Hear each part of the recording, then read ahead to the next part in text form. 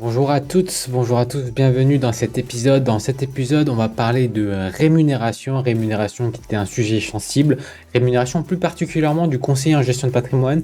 Est-ce que c'est mieux les honoraires ou est-ce que c'est mieux les commissions?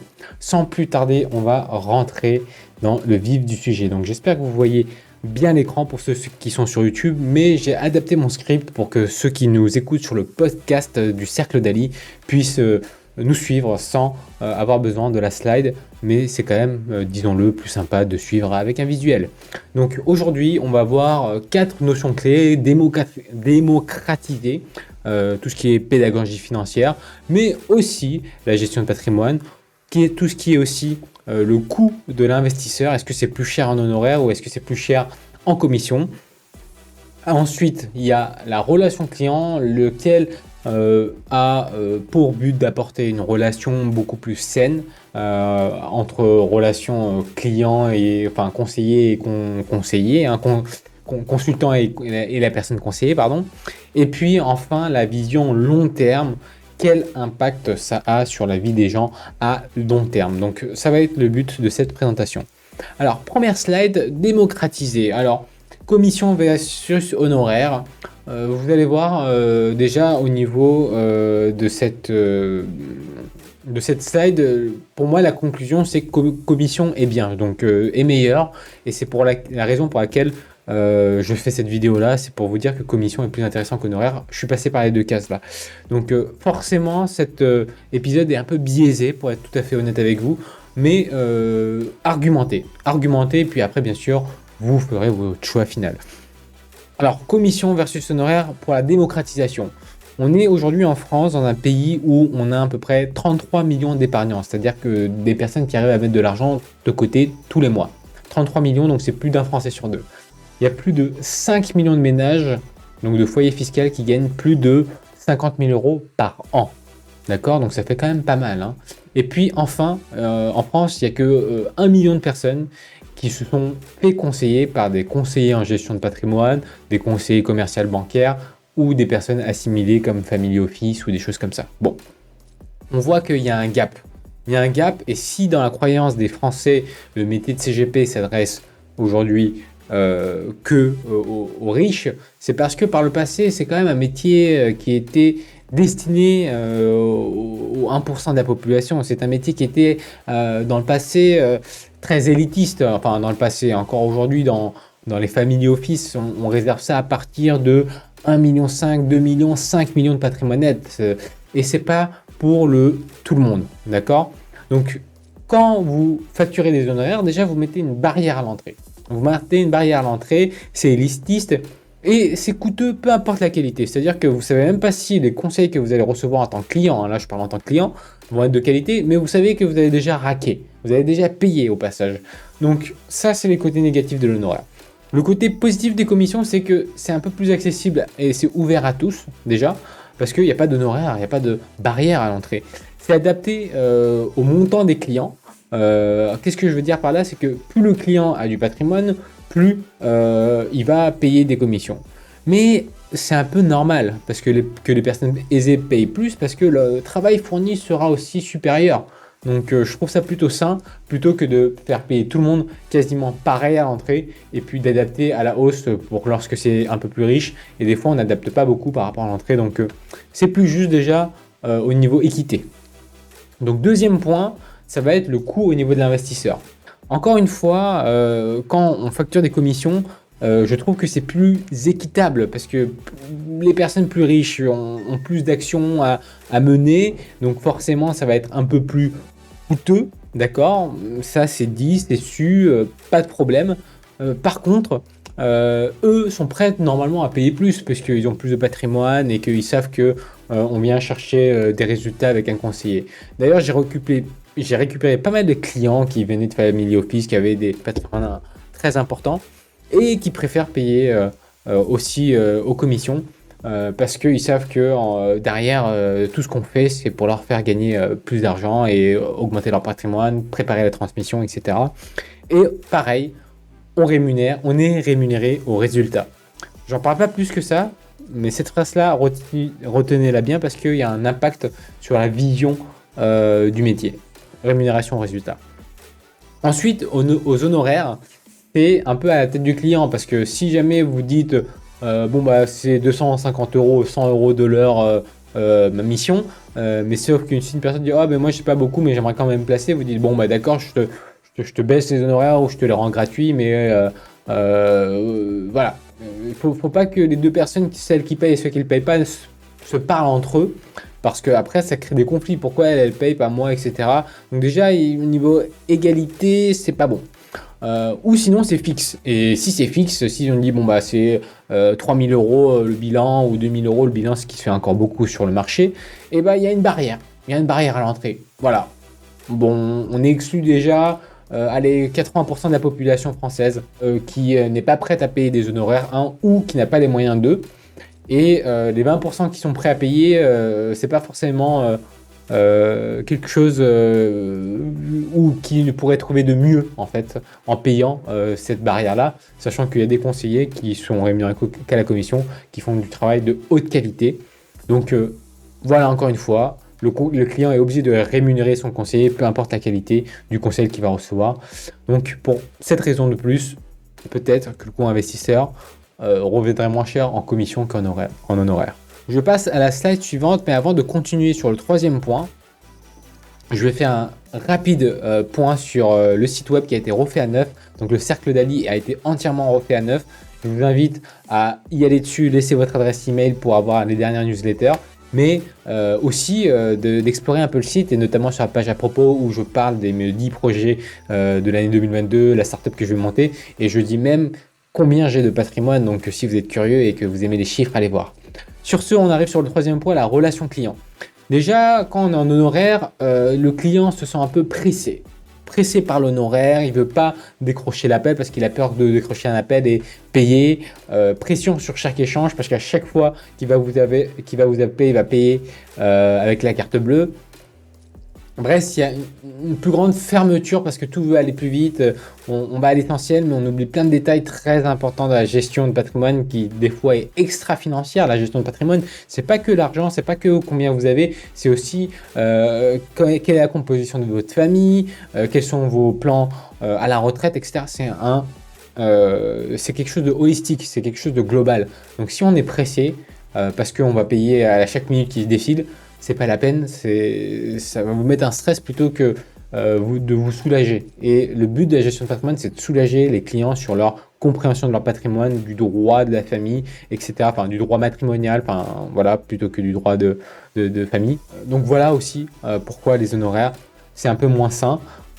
Et la commission, bah, il n'y a pas de relation commerciale, on se voit, on raque pas forcément à la CB, il y a une confiance qui se crée, qui s'installe mutuellement, puis on est ouvert, on parle de nos projets, on parle de notre vision, et c'est un peu comme chez le médecin. Quand vous allez chez votre médecin vous facture pas à la minute, hein.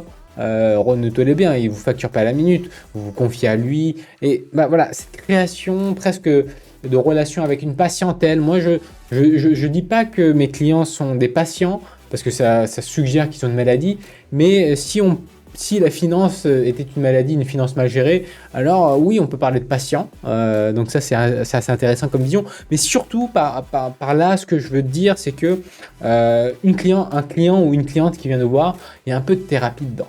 Il y a un peu de thérapie parce qu'on pose pas mal de questions sur comment il se sent avec son argent et son patrimoine, comment il gère sa relation avec ça, comment il en parle dans son couple, comment il pense le transmettre ou pas à ses enfants ou à ses héritiers s'il n'a pas d'enfants, quelle disposition ses parents ont déjà pris pour lui ou elle-même. Enfin, vous voyez, on parle d'un truc holistique, on parle sur une échelle familiale, et donc forcément, ça a un impact global sur la vie d'une personne à l'instant T, et puis de façon même multigénérationnelle. Ça, j'arrête pas de le dire sur chacun de mes épisodes, tellement que ce métier est intense et important. Maintenant, on va parler de la vision à long terme. Les honoraires, quand vous savez un client paye les honoraires, bah, il n'est pas forcément enclin à recommander vos services. Pourquoi ? Parce qu'il a payé, bon bah c'était dû ce service-là, donc il n'en parle pas normalement. Après, bien sûr, il y a peut-être des clients, des amis à lui qui vont en parler. Ah, bah moi, je vais investir. Ah, bah tiens, je peux te recommander mon conseiller. Ah ouais, trop bien, comment il fonctionne et tout. Bah, il me prend 100 euros de l'heure. Il me prend 250 euros de l'heure. Et bah là, tout de suite, le client, qu'est-ce qu'il va dire? Bon, bah, je verrai, je l'appellerai plus tard et la recommandation se fait un peu moins naturellement. Il y a un avantage quand même, c'est qu'on va rester dans la même catégorie de clients. On va se spécialiser, soit profession libérale, soit médecin, soit docteur, soit avocat, soit professionnel, soit sportif de haut niveau. Bref, on peut se spécialiser, on risque d'être recommandé par les confrères, des consoeurs. Donc il y a euh, un avantage, c'est de devenir le monsieur X de ce réseau-là ou du réseau à un tel, par exemple. Ça peut être intéressant. C'est un vrai que c'est plus confortable les honoraires. C'est plus confortable parce que quoi qu'il arrive, vous êtes payé. Quoi qu'il arrive, vous allez avoir votre argent. Par contre, ça peut être un peu moins challengeant intellectuellement.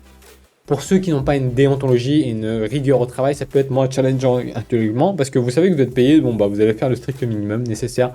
Donc sur le long terme, c'est peut-être pas la mode de travailler le plus sain.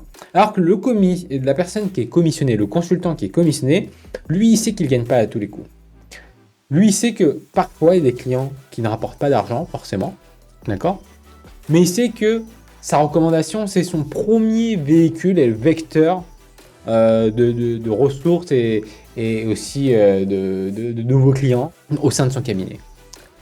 C'est quelqu'un qui va avoir le long term game. C'est quelqu'un qui a ce qu'on appelle le skin in the game de Nicolas Nassim Taleb. Quand vous avez le skin in the game, donc la peau dans le jeu, en gros, vous êtes les risques, enfin, si vous arrivez à avoir un client ou pas, c'est vous qui êtes impacté. Parce que vous êtes l'entrepreneur, vous êtes le conseiller, vous êtes impacté au niveau de votre rémunération directement. Donc vu que vous avez le skin in the game, votre but est généralement c'est de conseiller au mieux le client parce que vous êtes rémunéré au résultat. Vous voulez absolument que le client ait le meilleur conseil, qu'il ait le meilleur service pour qu'il n'aille pas voir ailleurs. Vous êtes convaincu que si le client va voir ailleurs, il aura moins bien. Vous êtes convaincu, vous êtes droit dans vos bottes que vous êtes meilleur que la concurrence. Et si c'est le cas, si votre conviction est inébranlable, si vous êtes unshakable, comme dit Tony Robbins, désolé pour l'anglicisme, je lis beaucoup de livres en anglais, alors c'est beaucoup plus facile de faire grossir et développer votre cabinet. Pourquoi? Parce que les personnes qui n'ont pas de frein à l'entrée vont en recommander d'autres. Ça paraît peut-être contre-intuitif, mais dans la gestion de patrimoine, généralement, on recommande souvent des gens, on rapporte souvent à des gens qui ont de l'argent. Donc, vos clients vous recommandent souvent des clients qui sont plus riches qu'eux-mêmes. C'est une règle que je vois moi dans mes recommandations. Plus les échelles de recommandation s'éloignent, plus les personnes qui sont de plus en plus riches, entre guillemets. Et pour faire un exemple, moi j'ai une amie, d'accord, que je ne vais pas citer, mais qui travaille dans un EHPAD et qui est passionnée de théâtre, bref, voilà. Elle n'a pas beaucoup de côté, hein. Elle n'a pas beaucoup de côté, elle a juste un peu d'argent sur son livret A, c'est une jeune active, bref. On commence à travailler ensemble, il n'y a pas grand chose à faire, je la conseille, elle n'est pas prête, elle me dit bon, c'est pas grave, j'ai quand même appris plein de choses, je vais rien souscrire avec toi, j'ai un peu peur, je sais pas de mes disponibilités. Beaucoup d'incertitudes comme une personne jeune active, et c'est normal. Mais par contre, elle m'a recommandé une amie du théâtre, qui elle est imposée à des filles, elle m'a recommandé quelques-uns de ses patients à l'EHPAD qui ne sont pas, qui sont juste dépendants physiquement, mais pas intellectuellement. Bref, et des choses comme ça. Et on a pu faire énormément de business grâce à ce client qui était une jeune active, grâce à ce client qui n'avait sûrement pas les moyens de payer des honoraires, et grâce à cette cliente qui parle encore de moi autour d'elle. Et c'est ça aussi, c'est de servir. Alors, je vais arriver du coup sur cette dernière slide-là. C'est ma philosophie, et ma philosophie, elle est la suivante. J'ai eu la chance, quand j'ai fait mes études aux États-Unis, d'avoir participé à, comment dire, pas un meeting, mais un speech d'Obama. Et celle-là, parce que c'est pas Barack Obama, mais c'est Michelle Obama, disait que le succès ne se mesure pas à la quantité d'argent que vous gagnez, mais à l'impact que vous aurez sur la vie des gens, que vous avez sur la vie des gens. Alors, j'ai plus qu'une chose à dire. Pour durer sur ce métier, il faut le faire pour une raison primordiale, c'est-à-dire vouloir aider son prochain. l'argent va vous attirer à ce métier. C'est normal, vous aimez la finance, vous aimez la finance perso, vous aimez faire en sorte de jouer avec les chiffres, vous aimez peut-être aussi conseiller vos amis pour qu'ils investissent, qu'ils ont une rente pour que leur retraite soit préparée, parce que vous avez conscience que la retraite va être diminuée, que le système actuel français ne va pas perdurer dans le temps malheureusement. Bref, vous avez conscience de tout ça et vous êtes là et vous avez envie de servir votre prochain.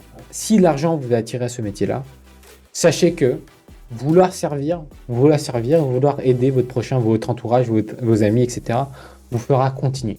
Et sur ce, j'arrête cet épisode-là qui a été assez long comme ça. Je vous laisse réagir dans ce commentaire-là. Quelle est votre vision? Est-ce que vous êtes un CGP aujourd'hui qui pratique les commissions ou est-ce que vous êtes un CGP qui pratique les honoraires? Quel est mon biais cognitif? Parce qu'en tant que CGP, forcément, qui travaille dans ce métier-là, j'ai des biais cognitifs. Donc, n'hésitez pas à me donner votre vision aussi du métier. Et maintenant, pour ceux que ça intéresse moi, je parle de mon histoire, de mon parcours par rapport à ça. Quand je me suis lancé, j'avais pas le but d'en faire le métier principal. J'avais pas ce but-là quand je me suis lancé dans la gestion de patrimoine. C'était vraiment pour conseiller mes proches, moi. Et je voulais être rémunéré par rapport à ça. Donc moi, j'étais indépendant. Je facturais des honoraires passés, voilà, bref, indépendant. Ensuite, j'ai rencontré un réseau. Dans le réseau, le premier réseau dans lequel j'étais, c'était commissionné et je voulais plus facturer des honoraires. J'ai testé, ça m'a pas plu et j'ai fait un mixte des deux. Et aujourd'hui, la plupart des cabinets qui ont pignon sur rue font un mix des deux. Et là, je me suis rendu compte qu'en fait, je fais ce métier-là purement pour gagner de l'argent et plus. C'est-à-dire que je facturais des honoraires à l'entrée, le bilan à 500, 1000 euros, 1500 euros. De l'autre côté, je prenais des commissions parce que nos partenaires, en fait, nous rémunèrent aussi. Et souvent, très souvent, pas tout le temps, très souvent, c'est $1 pour les clients. Mais quand ça l'est pas, de toute façon, c'est écrit sur la lettre de mission et le contrat cadre et la déclaration d'adéquation, les honoraires ou bien les frais d'entrée, les frais de sortie, etc. Tout est transparent. Et j'ai remarqué que j'étais dans un cas où je m'intéressais au métier pour l'argent. Et donc, je voulais le beurre et l'argent du beurre et le bip de la crémière. Voilà. Et c'était pas la période dont je suis le plus fier, mais en même temps, j'étais au tout départ du métier. Je ne connaissais pas tous les tenants et les aboutissants. Et je découvrais les fonctionnements. Aujourd'hui, avec le recul, après avoir testé les honoraires plus commission et 100% commission, je pense que l'avenir nous dira, sauf s'il y a un ordre qui se crée, qui fixe quelque chose, un décret ou quoi que ce soit, je pense que je ne retournerai plus sur le modèle honoraire qui soit hybride ou 100% honoraire.